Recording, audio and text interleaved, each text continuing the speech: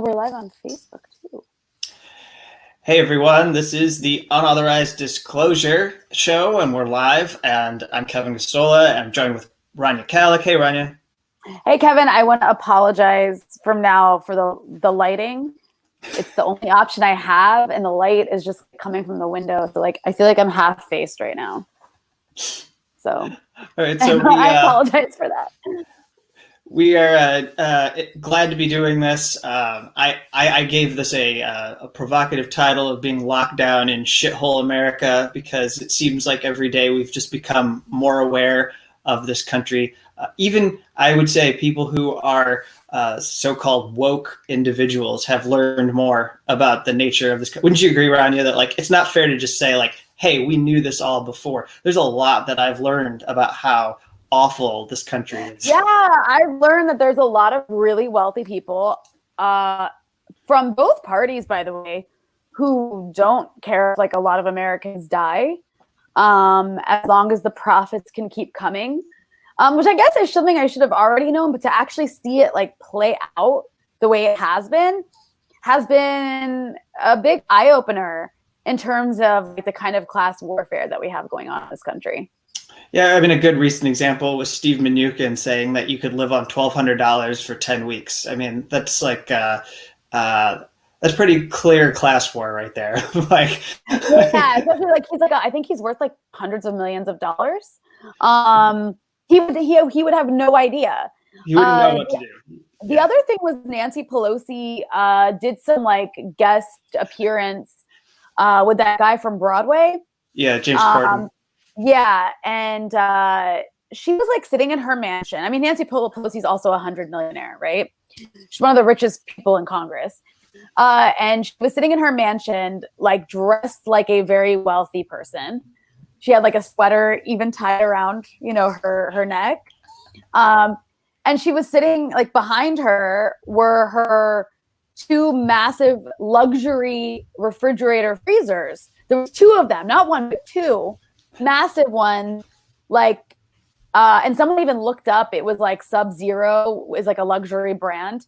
And if it looked exactly like the one she had, I think it was $20,000. Imagine that. She had a $20,000 refrigerator set behind her. And then she went and showed us what was in her freezer. And it was she was bragging about all the chocolate and ice cream she had. And it's such a fucking disconnect. Right. Americans are running out of money to buy groceries. There was another over 5.2 million people that we learned today applied for unemployment in the last week. So that's 22 million people unemployed in 4 weeks. 22 new unemployment claims. Those are people who were able to actually get through and apply because the systems are so overwhelmed. There are people who can't get through across the country. So it's probably more than that. And our government, our Congress, isn't even meeting right now. They're on vacation or on recess. Yeah, what's she doing? Eating ice cream? Yeah, she's eating ice cream. They refuse to meet remotely because they're oh, it's a national security threat.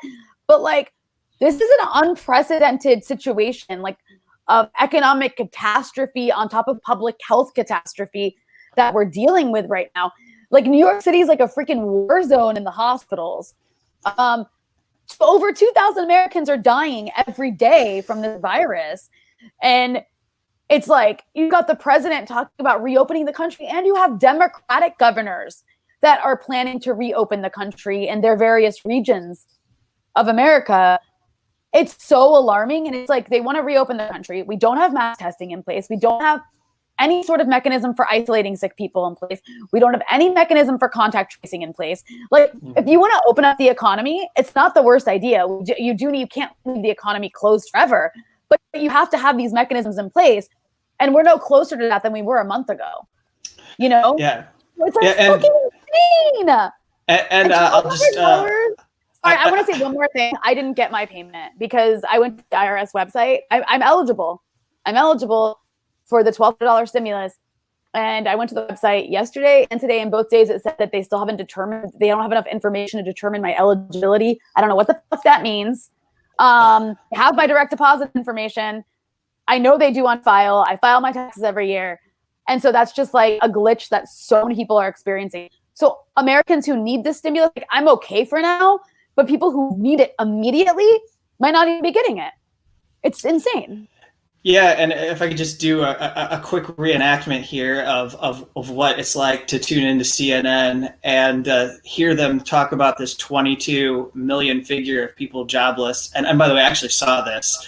So here, you be the British reporter who's been talking about finance for CNN, and just tell me that there were 22 million people who are now jobless.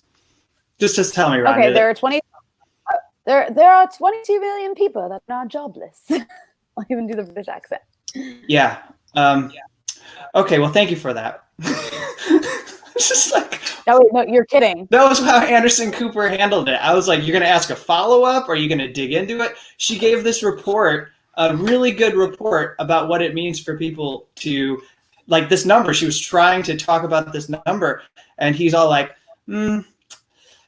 Meanwhile, he has this author, this fiction book writer on, who talks about how he's now writing free stuff for people to read, and how we need to get back to. It would be nice to get back to the time when we can give each other hugs, and then he's eating up time with some guy who's a fiction book writer, asking him what it means that we can't go to sporting events, and I'm like, this is total bullshit. Like, what does this have to do with anything that matters to someone who's going through this crisis?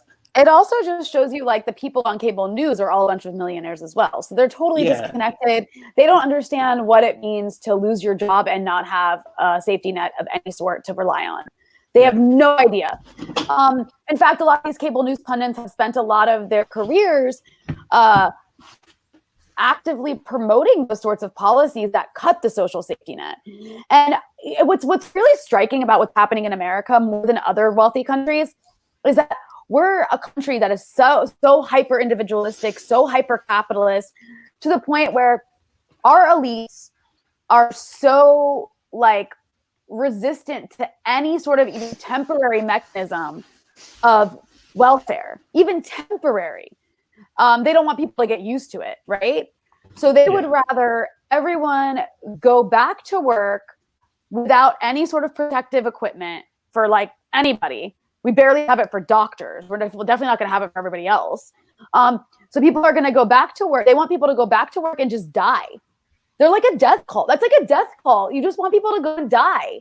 You'd rather tens of thousands of Americans die needlessly than just, like, provide for people for a few months until we get this under control.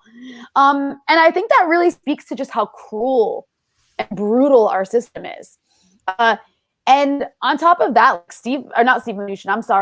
Dr. Oz was on Fox News. I don't know if it was last night or today, but people were posting a clip of it where he's like, we need kids to go back to school. Like, it might raise the death rate by about 2 to 3%, but it's worth it. Yeah. Like, you've got elites saying shit like that. Like, death cult. Capitalism is a fucking death cult.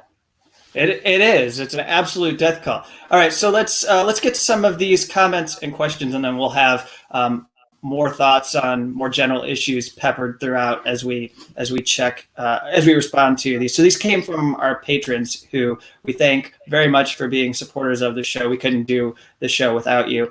So I'll start here with Anne. And Anne says, hi, it would be great to hear you talk about the mass non-payment of rent, mortgage, and other kinds of debt. Student debt payments have already been postponed for 6 months. I read that a third of renters did not pay their April rent. I have been wondering if the same thing is happening in other countries and if there might be a way to build international coalitions of people who refuse to pay. So I've seen reports about organizing rent strikes in other countries. I don't know if any of it's been successful. I need to read up more on that. But I do think that this points to the situation does present an opportunity in some ways, if you want to look at the bright side. And one of those ways is organizing for things like rent strikes. It kind of, because it will force things to change in the long run. And I'm saying that as someone who's always the pessimist on the show. But in that sense, I do think that rents are so high. This could be an opportunity, because once people get organized to do one rent strike, then you've got that organization existing and possibly continuing into the future, even when this is over. because rent is so expensive. That said, until there is a moratorium on mortgages, right now there's not. There's just like local decisions being made about, there's some moratoriums. And then there's also like the federal government saying that you can defer, right? So, but it's kind of like at the discretion of your bank and your mortgage company and stuff. So like people can defer to later, but that just means that you have to pay that mortgage in 3 months. You get like a one-time deferment in some cases. So people, not to defend landlords, we don't like landlords. However, people who are landlords who owe mortgage on the places, they need the rent so they can pay the mortgage. So that becomes one less obstacle to having a rent strike and to having that actually stick. Because if landlords still owe mortgage, then they're going to keep collecting and possibly evicting. I don't know what's happened. I know in Lebanon, some people like just can't pay their rents, and the police right now aren't going to enforce it because they're too busy enforcing lockdown. So I imagine that might be the case in other countries. I'm not sure if you know more about rent strikes, Kevin, if you've been reading up on it. Well, I believe I read something a few weeks ago about how the Cheesecake Factory wasn't going to pay. I don't know if you remember that. There was this whole thing do remember, of how like the cheesecake. So I think one of the stories we might be reading in the coming months here are all of these places that didn't pay rents or mortgages and were able to get away with it in ways that maybe poorer, low income or working people weren't able to do because they don't have the kind of leverage to just tell the people who they owe that they're not going to pay at all. And I think that speaks to something about how we really should be supporting any efforts that we see to come together. Don't you remember around Occupy, there was like something, it was like a Jubilee effort where people were getting together and they were trying to organize like pools of people so that they could buy debt or so that they could jettison the debt and get rid of it. I don't fully understand the issue, but I know that there are ways that people can come together and unite so that they're no longer under the yoke of debt that they're suffering. And I mean, that's basically what I'd say is that, like, this is clearly an issue and it's definitely important for people to unite around it. And so I think I applaud Anne the fact that she's putting this question forward. I think it's a really good thing. She's focusing on the thing that people need to be concerned about. Also people should be concerned, even if you can pay your rent and you can pay your mortgage, what we have going on right now, because there's been so little government intervention, this right now, if it stays the way it is, we will have a housing crisis. There'll be a housing crash. Like there's such a spiral effect from all of the things that are taking place right now that are changing our economy in really negative ways. And so we're going to have, like, if things aren't done to intervene, we're going to have this big crash in so many different arenas. And one of those arenas will be the housing market. And what that will mean is people will have a homeless crisis. You'll have people evicted. I mean, there was like even a warning in the LA Times about this, where, they were saying, unless the government does something, people in 6 months, they're not going to be able to pay what they owe. Like they can't pay it now. They're not going to be able to pay it in 6 months. It's like people aren't making money. So if they can't pay it now, nothing's going to change later on. People are going to end up getting foreclosed on, evicted en masse, and it's going to be devastating. So something needs to be done. And I think our government, like, I don't know what the fuck is wrong with our leaders. Like, it's like they don't even want to save their stupid system. Yeah. It's actually shocking. Anyways. Well, and then the other thing to throw out there before we go on to this next thing is that you're going to have people maxing out their credit cards and taking on even additional credit cards than what they have. And we're going to have an even greater credit bubble than already existed before the crisis. Did you see that the Trump administration said that debt collectors can garnish people's stimulus checks? Yes, yeah. Well, and there was a big story the day that we're recording, which is April 16th, that the Prospect reported around USAA, which is actually a group that's for veterans. They do so anyways, they were saying that they could actually confiscate their stimulus checks. If people who had accounts with USAA, they were going to take those checks from them. And there was like widespread outrage, and they ended up having to backtrack because obviously that's a horrible thing to do to people.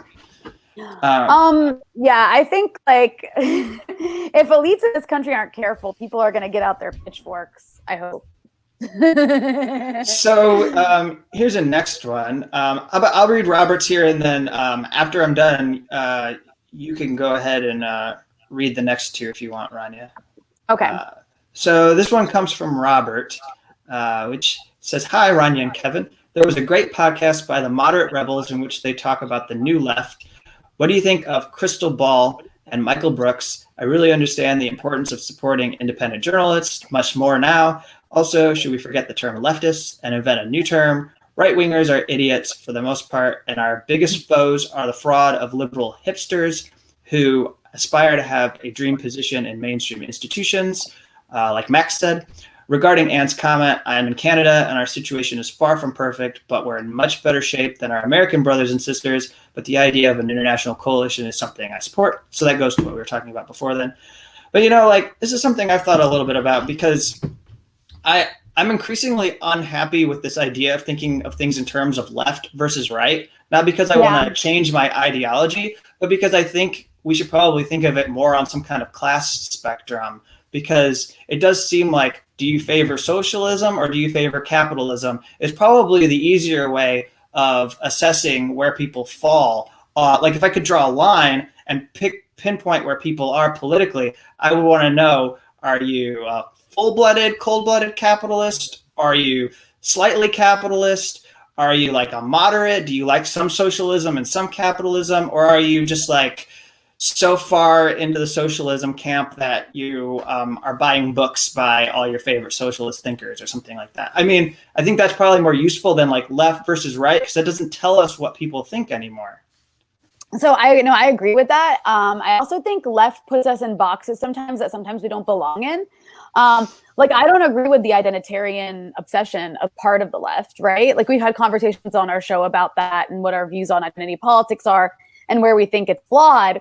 So like sometimes people, just because they're socially on the left but economically not, get boxed in with us. I don't think that's right. So I think you're right, where the class divide and our positions on the economy should really be central.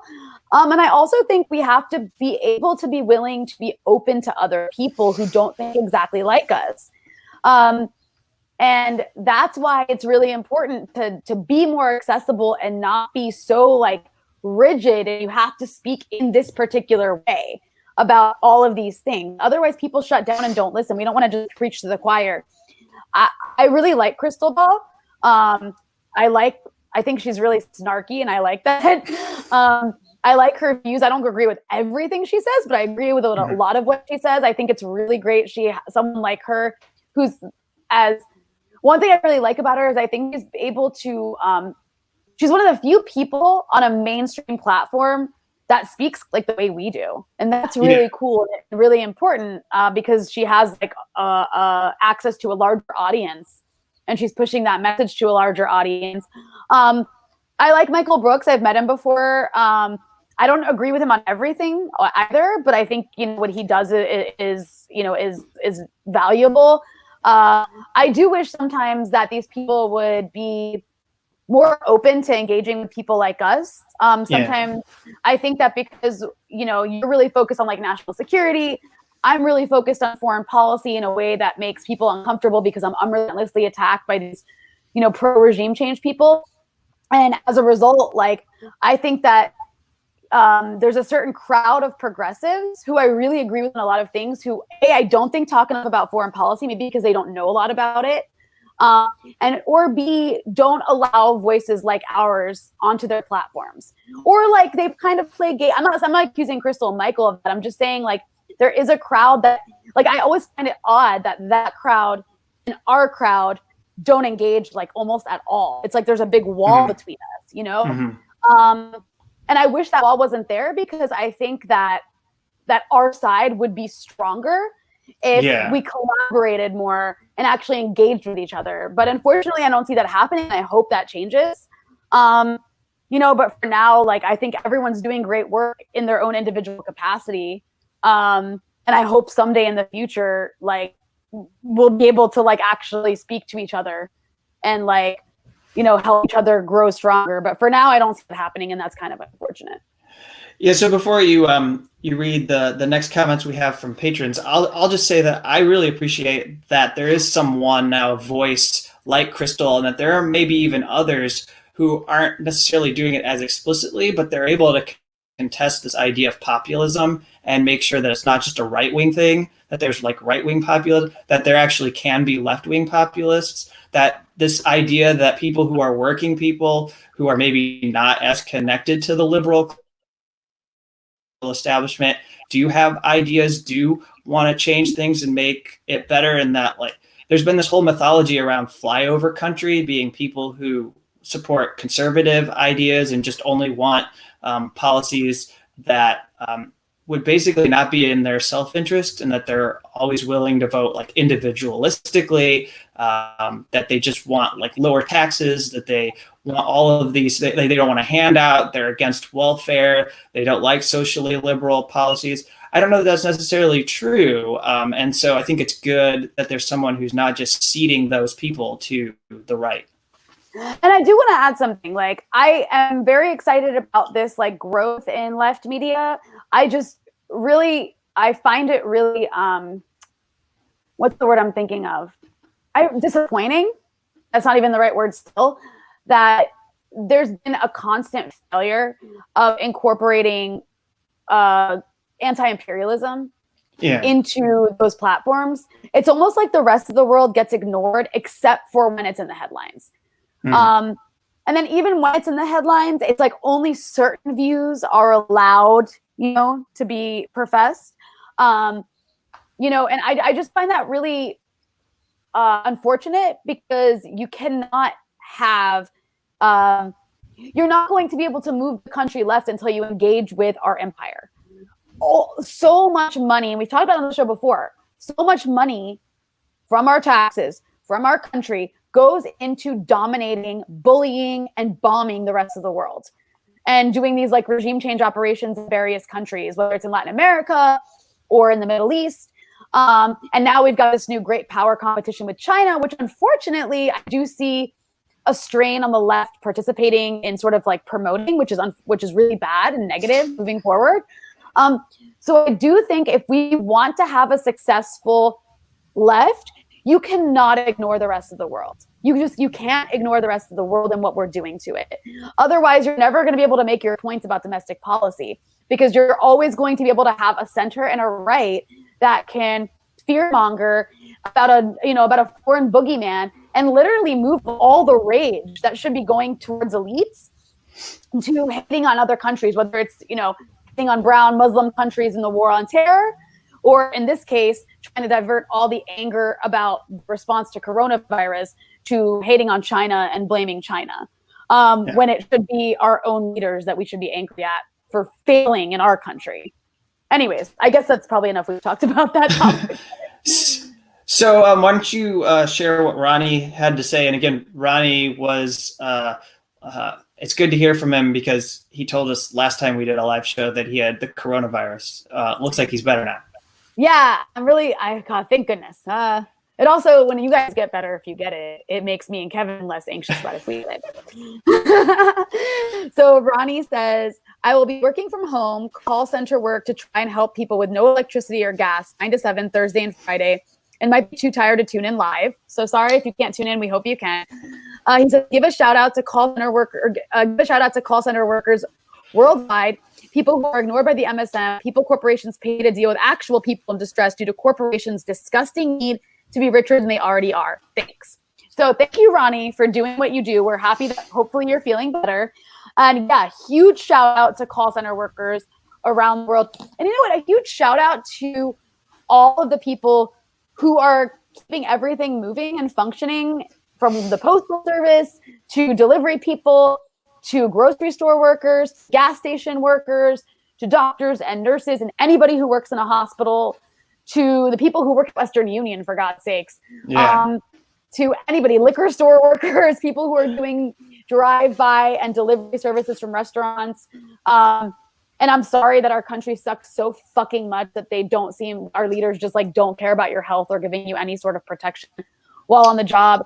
I wanted to note that we've seen with UPS UPS is telling their workers to make their own masks, while FedEx won't release how many of their workers have died from coronavirus. And the same goes for Amazon and basically every other company. It's disgusting. So thank you to all our workers, and I'm sorry that our country sucks. Yeah, on my weekly show talking about whistleblower stories, which is done separately from this, I just spent a whole bunch of time on Amazon and how they're firing people who are speaking out against warehouse conditions. It's horrid. And Jay Carney works for them now. He used to be Obama's press secretary, and he's been helping them target and go after these workers. PR guy. Yeah, he's a PR guy. He was. They wanted to. I mean, it's absolutely incredible, but it's not stunning to me that someone like this comes out of the Obama administration that had such a war on whistleblowers, because they're engineering this whole thing to go after this guy Chris Smales, who got fired I think it was maybe about 2 weeks ago, and they wanted to smear him as the face of the movement because he's a black man, and they believed that people would think he was stupid if he talked about the issues. But he's actually an incredibly smart person, and I've seen him speak, and he knows. And I don't know. I think they picked the wrong target. Yeah. I will say, like, about Amazon, Jeff Bezos his wealth grew by like $24 billion because company is doing great. In fact, this whole coronavirus is giving him an opportunity to monopolize more of the markets that he's taken over because everything else has to shut down. So that's unfortunate. And I think coming out of this, he's probably going to be more powerful, and revolving door of people going from positions in government like Jay Carney into these corporations, plays a significant role in pushing things towards Jeff Bezos' favor, because not only does he have money to buy what he wants in terms of policy and law and the law, but he also has, when you have someone like Jay Carney, that gives you connections that like in a significant way that have been going on. It's funny. I'm staying with my sister and my niece. I have like a version of Howard Zinn's People's History for Children. And just last night we read a chapter about robber barons. And it was like, I was reading it to her and I was like, wow, nothing has changed. And so much of it reminded me of Jeff Bezos and people like him. Anyways. Yeah. Well, just to tie into books that I'm reading that are insanely relevant, I've got Greg Grandin's The End of the Myth right now, and certainly someone we should see about having on to talk. Yeah, I don't think we've ever had Greg on. We've never had Greg, but he talks about how they set up this Freedmen's Bureau around the Civil War time and after, and it was a welfare thing that was able to support people, and there's a lot of like socialism type policies involved, even stronger than just like New Deal policies. And it was helpful they were helping people in the South. They were helping slaves. They were trying to remove the burden from the planter class after they emancipated all these people. And now the planter class had to figure out how to provide for people who they had never provided for. So it was sort of like trying to do a balancing act and knowing that a crisis was going to evolve. And is what you said, they don't want to leave a welfare state right now. They don't want to leave anything permanent. So I'm drawing that analogy in my head of like how, that sprouted up, and instantly there was a political class that wanted to get rid of it because they just don't want to help people. Our country just doesn't want to help people culturally. European countries are okay with helping their people. You've got Asian countries that are okay with providing with their own people. For their own people, and then yet our country just is completely against providing for our people. No, it's like, I think it's of all the wealthy countries, you compare what our country is doing for people to what European countries are doing, and it's like other European countries, other wealthy countries are giving people $2,000 a month, like a month. We're talking $1,200 for several months. It's insane. Plus, like, anyway. You want to read Ian's it's Aike. Read Aike. I'm sorry, who am I reading? Aike. Did you send me Aike? Curious. Sorry. Yes. Curious to hear how you deal with the sense of powerlessness as radical journalists. Do you feel like you're able to affect change in society, or does it more often feel like you're just shouting into the void? I'm not a journalist, but I'm strongly feeling the pull of the latter option lately. So for me, It's hard because oftentimes I do feel pretty powerless. And that's part of the reason I think why I am a journalist, because it gives me an outlet. That's why I actually started writing in the first place, is I felt really powerless, and you have this feeling of helplessness. And so writing and making videos and, doing a podcast, these are ways that, you can feel like, it's an outlet, and you can feel like you're engaging with people because you are. And you're part of something. There's journalism is a good way to do that, though I don't recommend it in terms of financial stability. Another way people do that is they go in, they go into organizing, they go into activism, they participate, in various local groups that are actually doing some action on the ground, and that's great too. And I mean, I know I'm not changing the world. I don't think I'm like really changing much, but I want to be able to give people analysis about it that they can understand, and maybe change someone's opinion or help someone understand why what's happening is happening, and expose shitty people. And so that for me, it's like a therapeutic exercise on top of being my profession, which is kind of selfish in a way. But I also feel like it's a way to just give back and do something. Even if it's just entertainment, like sometimes, with the videos I make for Soapbox, I feel like, I'm giving people something to at least make them laugh while all this shit is happening around us. You know what I mean? If that makes sense. I don't know. Yeah. Well, I mean, in a different time before the coronavirus, I went and covered Julian Assange's hearing in London, and that was tremendously a tremendous experience, because it showed that like people really wanted journalists to be there covering. And I think for me, it's when people like you engage in what we're doing and let us know that we're doing good work that I feel like it's actually worth it. And when I know that there are people out there, sometimes I'll do research and dig into what the Democratic Party and their corruption is up to, and I'll follow the money, and I'll look at the influence of these different individuals that are funding, let's say, Joe Biden's campaign. And when people respond to that and they really like don't just get angry, don't just like say this is bullshit and move on, but like actually share it and give other people reasons to engage and boost it and say like this is good work.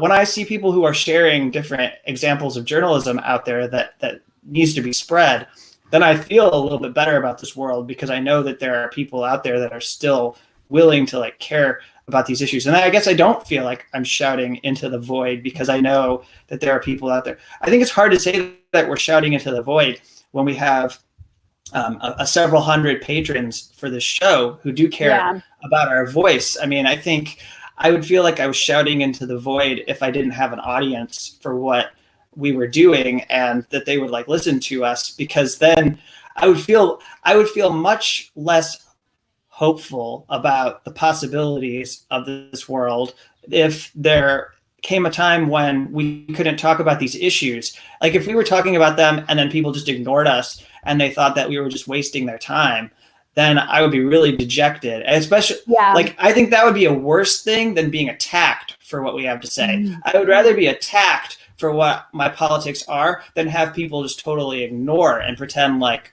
what we're doing isn't important.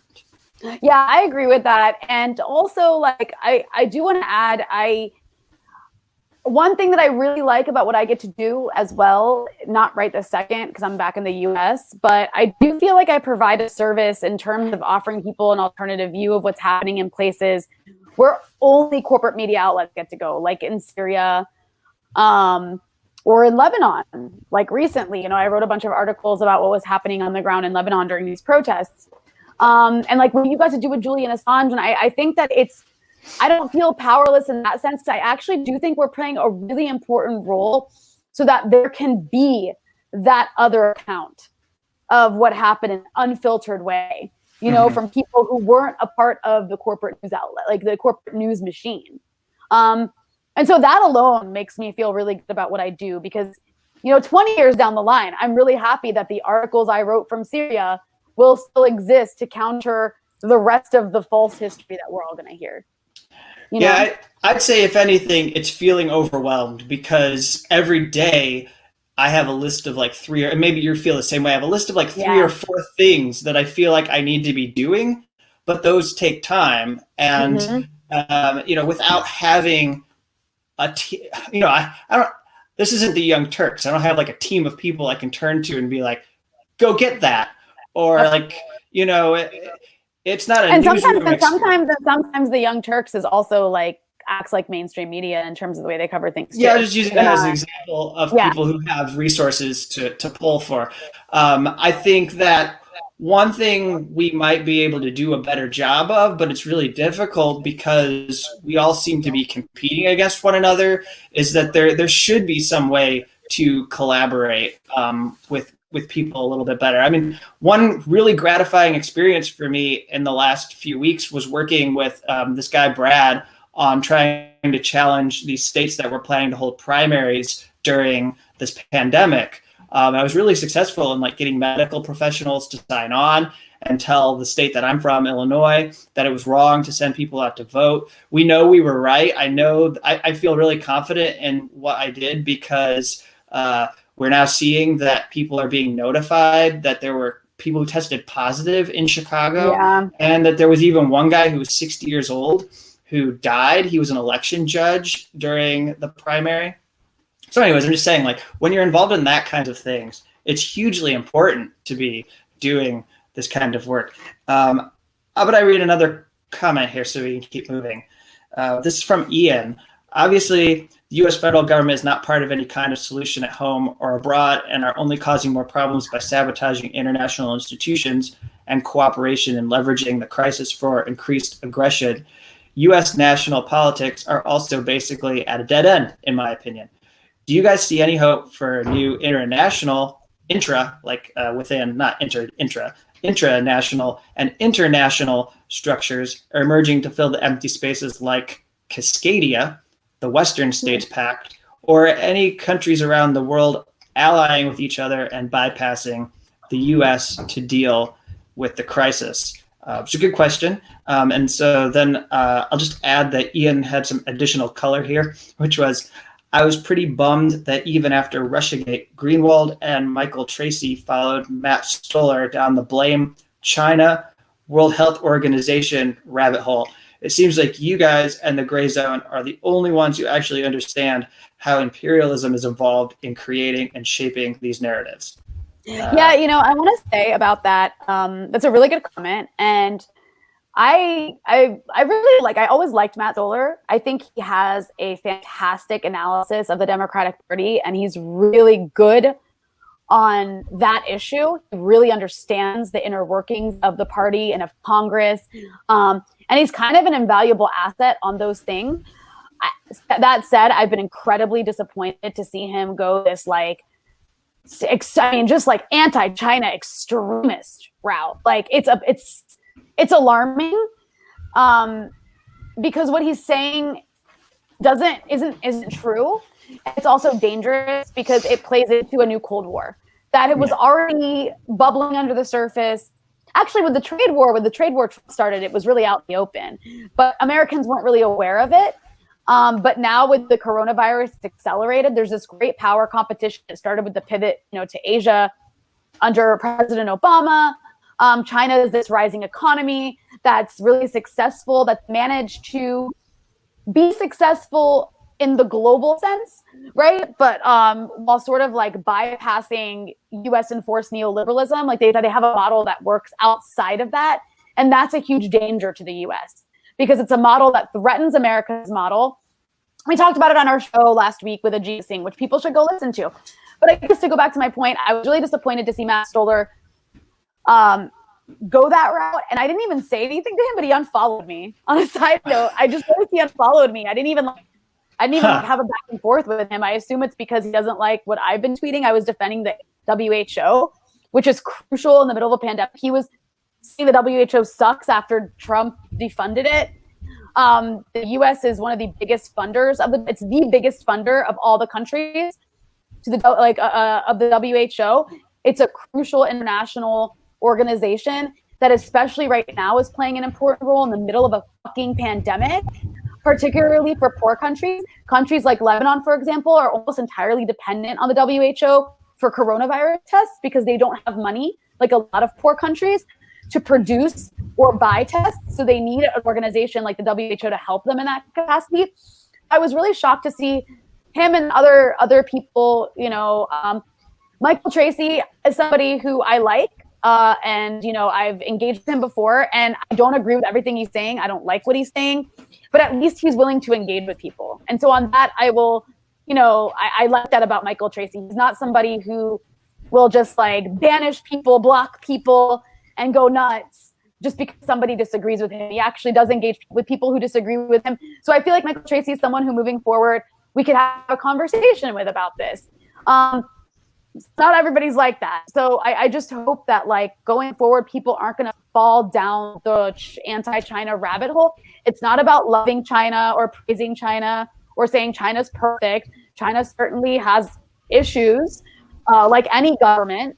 But as Americans, it's very, very bad for this new Cold War, this militaristic posturing against China and between the US and China to accelerate. I actually think it's a positive development to have a country that is able to pose a challenge to the US because a unipolar world has been a disaster. That doesn't mean I want China to take over the world. It just means it's very, very good. And it's actually good for US social movements, I think, to have a country that poses a challenge because it forces our government to do better.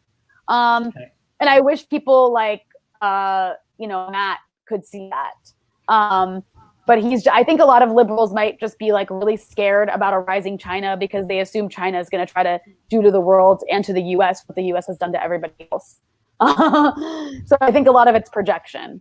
What do you have to say on that, Kevin? Yeah, I think maybe some of it, Rania, might have to do with what Casey Michelle has to say about you. And you've got this, when you've got think tankers in Washington that are doggedly following your every move, Rania, and want to know, hey, Brianna Joy Gray just retweeted a Unauthorized Disclosure podcast with Rania Khalek, or just a podcast, didn't even name the podcast, co-host a podcast with Rania. Let's be, I'm being humorous here, but let's be very clear. Like, there's a sustained effort to make sure that people who work in DC have no association, no ties to you, Rania, because of the fact that you work for. I'm a disease. I'm like a virus. You're like it's like the virus type thing, like to keep you from getting it. I mean, the other thing I have to say right now, I'm thrilled to have a job. No, I'm sorry. Like, I can't even believe people would think that way in this environment where everybody's just losing their job. I'm thrilled to have a job that like I can still buy food with. Like, I feel lucky. Not upset about that. But yeah. And what you've gone through, we've seen happening with like David Sirota in the last week, where I've seen that he's trying to launch this newsletter and get people to subscribe, and everyone's like, he's just grifting. He's trying to take advantage of the exploit. And he's using the email list from the Bernie Sanders campaign, and it's horrible. And he's trying to maintain his lifestyle. I'm like, what fucking lifestyle? He's an independent journalist who wants to live a middle-class life. Like, he's not just out there. And he has like a family. He's got like kids and stuff. Like, you don't want his kids to fucking starve, do you? Like, I think some of those people probably do because they're cool assholes. But yeah, you guys listen, with the anti-China shit, it's going to get really bad, and it's going to get bad because Trump needs to deflect. And it's also, it works in favor of the military, of justifying more spending on the military. And this entire Russiagate apparatus is going to be repurposed. It already is being repurposed to be used against China. And it's really, really sad to watch some of our colleagues and people that, we like fall for it. And I hope that doesn't last long. Like, I really hope they get it together soon, because like, come on, guys, you should be able to spot this shit from a mile away. You watch the war on terror happen.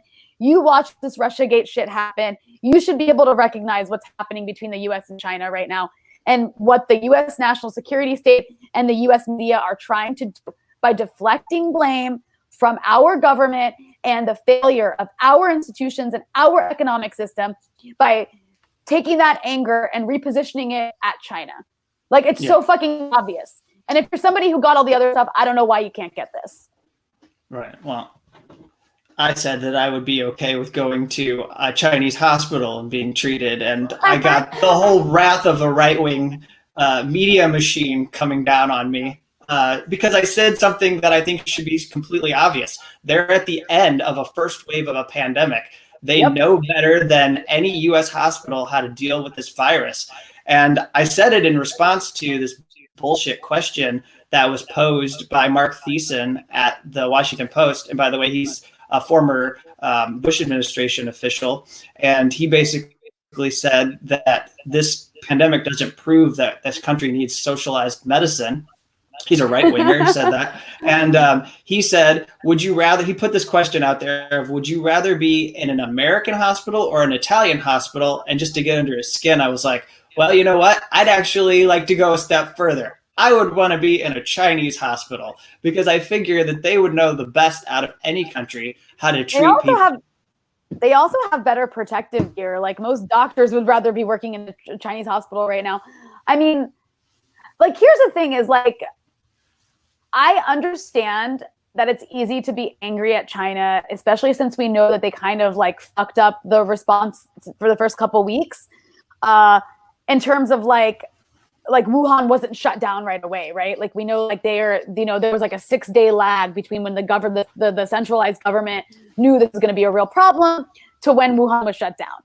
And like, we should study that so that for the next time that doesn't happen again. But what we've seen around the world is that this is not unique to China, is that every government lag. It's a really, really big deal to shut down. Like, there's a lot of consequences to that. And that's why we've seen every government, with the US probably being one of the worst, lagging between when they realize that there's a problem to when they're actually willing to shut down. So if you want to go after China for those 6 days, which, fair game, you know, they should have shut down sooner. I wish they shut down, you know, prior to that. Maybe it wouldn't have spread around the world. But if you want to go after China for that, then you got to go after everybody else a lot harder, because the US, we're still not on lockdown. Like, what we're calling lockdowns aren't even actually lockdowns. You know what I mean? It took the European countries like a month to lock down as well. So like, it's just, you got to be even here. You can't just say this was unique to China. In fact, what was unique to China is that they actually moved pretty quickly compared to everybody else. Yeah. Let's not pathologize them, I think, is what I'm hearing, because like that's your argument. Because if we're going to be upset about the racism that's being that we're seeing, where people on the street are being attacked because they look Asian, this looking Asian makes you a potential target of a attack by some vigilante type individual. If that's something that we're really going to be upset about, we also have to be upset about the way that we're talking about this issue in such a manner that pathologizes it and makes it seem like what China did is unique. I mean, you can't say that China minimized it because of the culture of their institutions, but then at the same time report on Europe, report on the United States, and report on all these examples of people who are officials pretending like the crisis wasn't as severe as it actually has been. Clearly, if you're going to cover that, you know immediately that you're contradicting yourself. Anyways, we should probably go on to the next thing. Yeah, here. I guess we spent a lot of time on that. I hope our response was sufficient. We're running low on time, so we'll I'm going to go through a couple of these, and then yes, we can tackle different. You can tackle whatever you want from these next two comments. Okay, Rania? George says, my 2 cents, up and down, but better overall. George talked to us last time. He's in Israel. And he says that they're now doing traffic stops, which he thinks are going to become permanent. Arabs are already experiencing the worst of it, as you might guess. I am hopeful because the illusion that we are not one giant family is finally crashing. The pain and suffering we will endure as a species is tough to make peace with. I remember to be thankful for a job, yet even question that now. Thank you both for your dedication and space to share. Independent news has been vital in helping me put everything in context. Peace. And then this one comes from Teet Scarrett, who says, according to new polling, the Majority of Americans support extracting reparations. So this gets back into China, which we just talked about. So we'll just let this person add on to. So China, due to the coronavirus pandemic, and greater majority still support disassociating the two countries. This is like almost 2/3 of Democrats are saying that they want some kind of retaliation against China. The question here is, how do you see this particular mess playing out? You kind of addressed that already, but as a depressing hypothesis on the matter, several authors have posited that the American culture and society are set up so that they simply cannot function unless mobilized against an enemy, which must be perceived as savage and evil. In the French context, you have, there's no way I can say this, but what if I try it just for comic relief? Le Complexe de Loup-Garou by Denis Duclos. Hope I got that right. I tried. And in the American context, for example, ornery Morris, I like that this person describes Morris Berman as ornery. Ornery Morris Berman's trilogy on the U.S. decline. In the latter case in particular, the argument is that internal bonds of cohesion and solidarity are so weak in the United States that without a perceived outside threat, society starts to eat itself alive. I mean, just to, sum all of this up, I think what you're getting to is so many times through our history and even now where we have this like security story that we're told. We have to be given somebody to hate. So like they want us to unite. They've kind of tried to do it with the coronavirus, but they've been really unsuccessful because there are parts of the population that still feel it's like a hoax. And that's largely because of Trump's leadership, I think. But, I think you might be able to unite the country around believing China made this happen to us by their failure to act soon enough. I think we're hitting something that's really hugely alarming, which is that there's not going to be democratic opposition to blaming China. And so it's possible we would have unity against an enemy, and that enemy would be China for allowing the virus to spread. I mean, since the inception of America, it's an ongoing theme. And I don't think it's so much that, I think there's a truth to that American culture that we do lack, like we're so individualistic and separated from each other that we do lack a sort of like sense of solidarity or cohesion like other countries might have outside of the realm of patriotism and hating an enemy. That said, I think the patriotism and the flag waving and the hating the enemy part is actually to distract people from seeing who their enemy actually is and from seeing how much in common they actually have with everybody else around them. And that's kind of always been the case in this country. Always. I mean, maybe I'm saying that now that I'm like kind of rereading the children's version of a people's history with my niece, like I mentioned earlier, but it really is. It's an ongoing theme through American history over and over and over again. You have this theme of like, you got to keep white people and black people from organizing together. And how do you do that?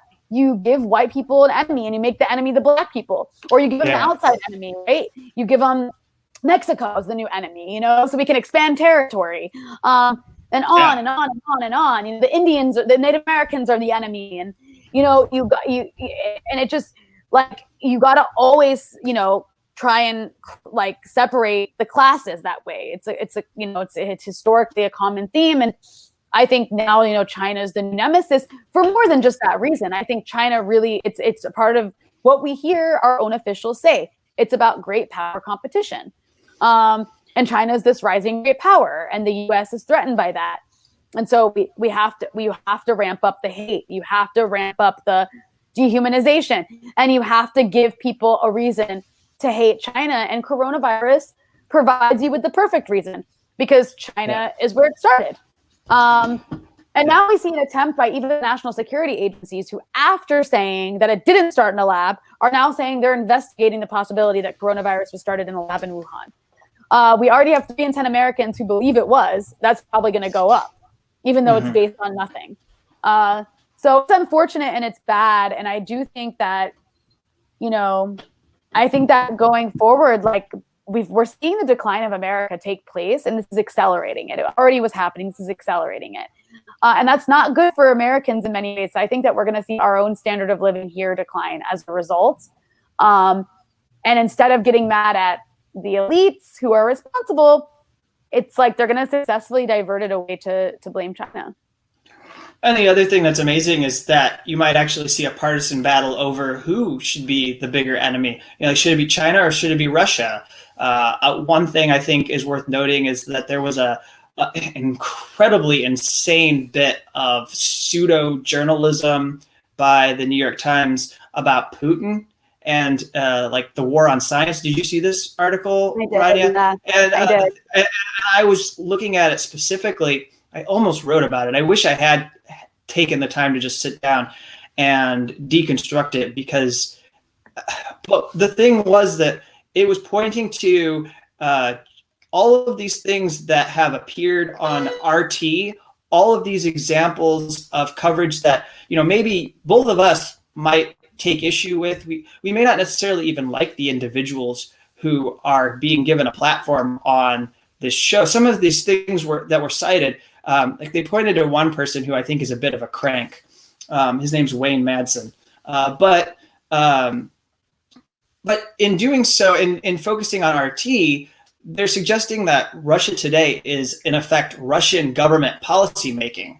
I mean, it's a bit like saying what you see on the BBC is what the British government is doing in their policy, like it reflects British policy. That's not true. Like, nobody would believe that.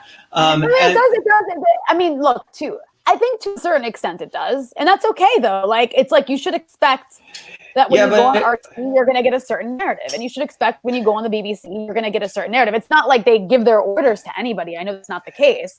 But yeah, you're right. You're right. I get where you're going. Clarify what I'm trying to say, and maybe it's not coming out as clearly, is that if you're going to say Putin has a war on science, I want to see the policies that suggest that he's trying to. And if you're suggesting it's targeted towards Americans, I want to see the specific policies from the Russian government that are doing this to us as a population, rather than you just saying that that's some. Because what it was, Ronnie, was they were mentioning that there's stuff that's appeared that was anti-vaccination, that they were saying that there are ways that people have suggested Black people should not trust in the U.S. healthcare system because they've been used as guinea pigs throughout history. I'm like, this is something that we need to deal with. Like, all of these things that they're mentioning were all things that have happened historically in the U.S. that we need to take responsibility for. And that's always been the case for the last 5 to 10 years. I also think that it's just another attempt to explain away American ignorance and stupidity. We have huge media outlets, huge right-wing media outlets that make people really stupid.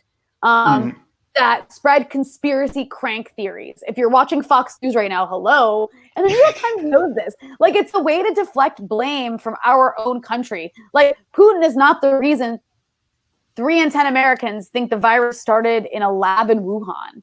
Yeah, I just don't think they have that influence. Putin is not the reason that people in Michigan and Ohio are out protesting with Trump hats and American flags, and in the case of Michigan, guns and freaking Confederate flags against lockdowns. That is not happening because of Putin. Yeah. That is happening because of distinctly American cultural reasons. And to suggest that Putin or any other country is responsible for the stupidity in our country is a pathetic attempt at distracting from the rot in our culture. And we have a rot in our culture. Yeah. And like, we have to reckon with that and deal with that. And the more that you blame it on outsiders, the less able we're going to be able to do that.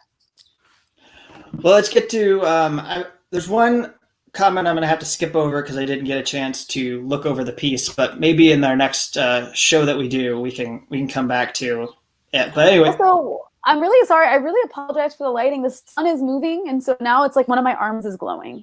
You're starting to look like angelic in your you're bringing there's going to be like a halo over your head. Soon it'll be a halo around my head. So Sam in Los Angeles says, I've been cooped up in my apartment since COVID-19 started getting more coverage in the States and have been watching the situation with increasing concern. I'm really worried about people who are by design kept from being able to self-isolate. The whole outbreak response has been sickening and scary, especially to see the state's leadership called for more war during what seems to be turning out to be a greatest depression. What's giving me hope is that people are taking care of each other and there's a known way out there out that I think more and more people are starting to demand. So, I mean, that's a good, hopeful way to wrap our hour-long discussion. I'm just going to see if there's anything here that I wanted to bring in from the people who have been watching. We've had comments that have been rolling in. I like I always like a good 1984 reference. People thought of the 2 minutes of hate when we were talking about how we need a common enemy.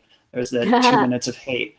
Maybe we should come up with a common enemy that can like overshadow the China common enemy. I'm gonna start working on that. I'm gonna start brainstorming. What common enemy can I give Americans?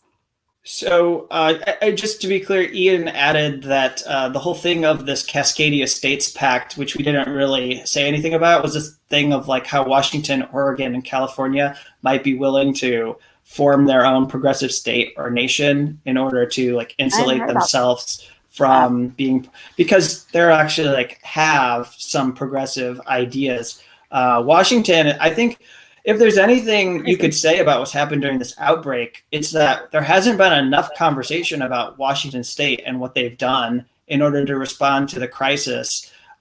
It's amazing. I think we could probably say people have probably been kept deliberately ignorant about what Governor Jay Inslee and others have done. They were hit the hardest first. There was a whole crisis with or it was like a disaster situation where a nursing home had dozens upon dozens of people dying in it. And this was at the same time that it was just spreading to Italy, and it was spreading through parts of Europe, and it was getting really bad in China. Well, it was still bad in China, but I mean, it was starting to spread through Asia. Right. And there wasn't really coronavirus in the US as far as like cases being reported, but we knew that Washington State had the coronavirus because they were responding to all of this. And so they've been ahead of all other states in responding to the virus. And it just seems like there's a lot we could learn. If you ask me, I think it's probably deliberate that we're not talking about what they've done, because they've set a standard that there are probably people who make a lot of money in this country. They don't want those other states to follow. I mean, we're seeing there that like they're probably going to be taxing corporations like Amazon in order to help them come out of this crisis, in order to pay for affordable housing and deal with homelessness, which is something that every state should be doing. Evan, no. Yeah, no. Jeff Bezos, he funds our podcast. No, he needs that money for his space program. That's good. Listen, I don't want to take away from Jeff Bezos' refrigerator. Yes. He needs money to buy food. This is why we're going to need to give like tax breaks to all the wealthy so that they can buy better refrigerators. Their refrigerators are going through a lot of stress during this moment, and they're going to need all full. They're all so full. They need to buy more refrigerators. They're going to need to replace their refrigerators. So let's see. I mean, a lot of people had really good suggestions here of individuals that seem good to follow left-wing journalists. I see Jimmy Dore mentioned. I see Robbie and Abby. They're good friends of the show. There was a thing in here, Rania, about whether you would ever be willing to go on Joe Rogan's show. I have to say, who wouldn't? Who would go on Joe Rogan's show? Why wouldn't you do that? You know, one of my things that I have to say, I think in just trying to stir a reaction and provoke people, I have now decided that I might periodically just float things out there that are pro Joe Rogan just to get a rise out of people, because it's really fun. I also want to talk to Joe Rogan about CrossFit. I do CrossFit. I'm like a big CrossFitter, and I recently started doing pull-ups unassisted, which I'm very excited about. I have so much to talk about. I can talk about more than just politics. Yeah, I'd love to talk to Joe Rogan about CrossFit. I mean, look, he's got an amazing podcast. Like this whole idea of like, let's get together, two people, we'll go for 2 or 3 hours, we'll sit here, we'll cover like almost everything, and he's good at it. He's good at it. And I'll listen to you. The whole thing of like, I'll listen to you. I'll listen to what my guest has to say, and we'll talk. Also good to watch high. Joe, seriously, if you ever just like like watch a Joe Rogan interview with someone that you like really like to listen to. It's really fun. Like it's like almost made for people who smoke weed. Yeah, and just as a disclaimer, because somebody's going to watch this and like tell me that I'm wrong to boost Joe Rogan because he gives platforms to people that are potentially hate filled. How about this? If you don't like those people, you don't have to watch that show. Like, just don't watch it. Just don't play that episode. Yeah, like here's an idea. Just don't watch that episode. Like you can watch that's right. Watch the ones with the people you want to see. Exactly. Okay, now like half my whole side is this side is disappearing. Sorry, I can't stop looking at the sun moving. It's gonna be in my face soon. It's moving clearly. It's like making its way from here to here. We're gonna need to wrap because it looks like you're actually disappearing. You look like one of those old photos, and it's a time travel movie, and you went back in time, so now like you're slowly leaving us. Oh no. All right, so it's been good to hear from everyone. We've enjoyed doing these live broadcasts. Oh, how about we end on this? I know somebody asked, what have you thought about being back in the United States? We've been addressing the shithole nature of our country, but I think it would be neat, or a nice way to end if you could tell people, have you been following what's going on in Lebanon? And do you know when you might be, like, I guess we're all trying to figure out where we're going to be here in the next month or two. Do you know how long you're going to be in the U.S.? Definitely probably till the summertime, and then we'll see what happens. I'd like to go back to Lebanon. I mean, that's like where I feel like my home is, and all my friends are, and like my life is. But right now, it's given what's going on in the world, I feel more comfortable being here with my family. And also just like I mentioned before when we talked, you know, if I do get sick, I want to be somewhere where I can rely on like medical services. Lebanon is a third world country. That does have some capacity, but not, you know, if there's a surge there, Lebanon would very quickly be screwed. They don't have the amount of equipment they need. Like way worse than the US. That said, Lebanon has gotten a handle on it. They're having less new confirmed cases every day.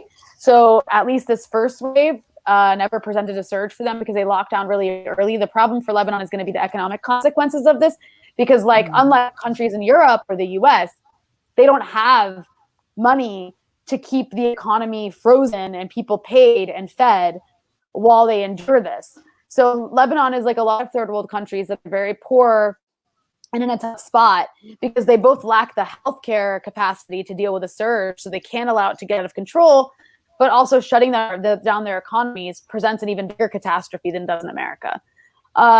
So we'll see what happens. I would like to return there. I'm hoping I can in the summertime, but it's not for sure. So I'll keep you all posted. But I do think one thing I'd like to say is like Lebanon is a failed state in many ways, not entirely, but kind of like a failed country because it's poor and it's a third world country and it's in the developing world. Like it's in the global south. It doesn't have any like freedom or sovereignty the way like global north countries do. But like America's like a failed state because like it's by choice. And I think that's like it's just an interesting thing to see. Like one doesn't we choose to be a shithole country.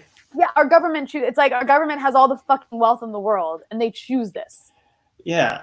I think you made a good point when we first started here that it was in the first half of this show where it's like, even by capitalist standards, it's a shithole country because it's not actually, you know, there are capitalist reasons to respond to the incredible wealth inequality that exists, the incredible structural racism that exists.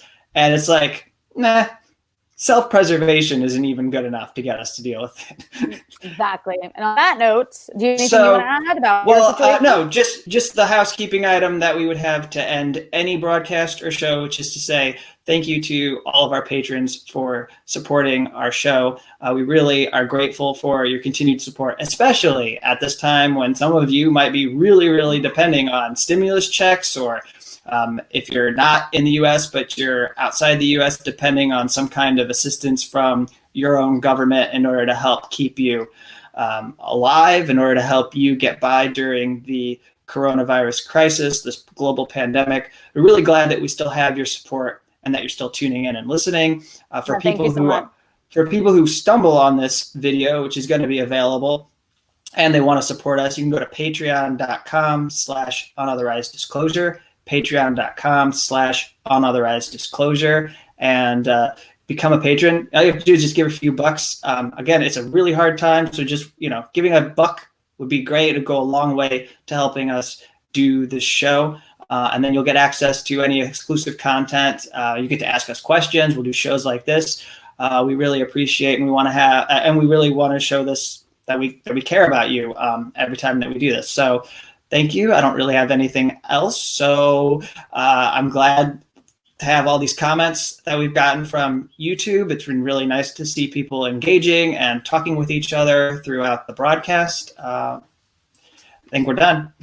Thank you. Talk to you all later.